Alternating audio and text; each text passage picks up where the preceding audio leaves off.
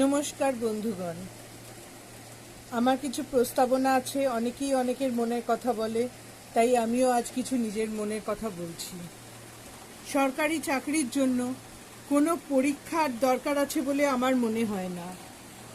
10-12 স্নাতক বা ডিগ্রি কোর্সের কি কোনোই মূল্য নেই? সরকারি চাকরিতে ঢোকার জন্য সরকার আবারও পরীক্ষা নেবে। তবে টিচারদের টাকা দিয়ে নিয়োগের প্রয়োজন কি? সরকারি ডিগ্রির কি কোনোই মূল্য নেই? তাই সরকারি চাকরিতে দেশের জনগণের সবার পূর্ণ অধিকার থাকবে। এর জন্য কোনো আলাদা পরীক্ষা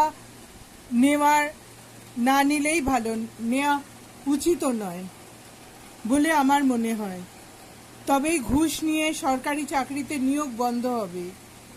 পরীক্ষা দিয়ে কোনো ভালো মানুষ কখনো বিচার করা যায় না।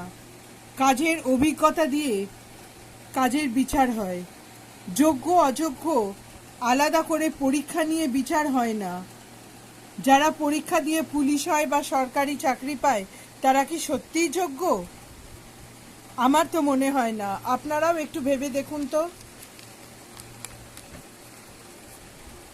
দেশের সরকারি কর্মচারীদের বিরুদ্ধে তাহলে মানুষের এত ক্ষোভ জন্মাতো না।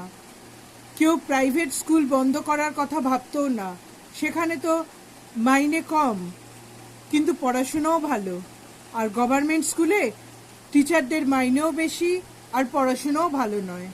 এবং তারা নাকি অনেক পরীক্ষা দিয়ে যোগ্যতম পরীক্ষায় পাশ করে তারা গভর্নমেন্ট চাকরিতে টিচার হয়, কিন্তু সেখানে পড়াশুনো ভালো হয় না। বেশি মাইনে নিয়েও সরকারি শিক্ষক বা টিচাররা ভালো পড়াতে পারে না।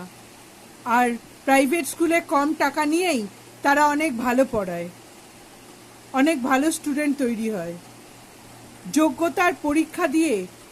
তাই আমার মনে হয় কখনো কেউ ভালো পড়াতে পারে না।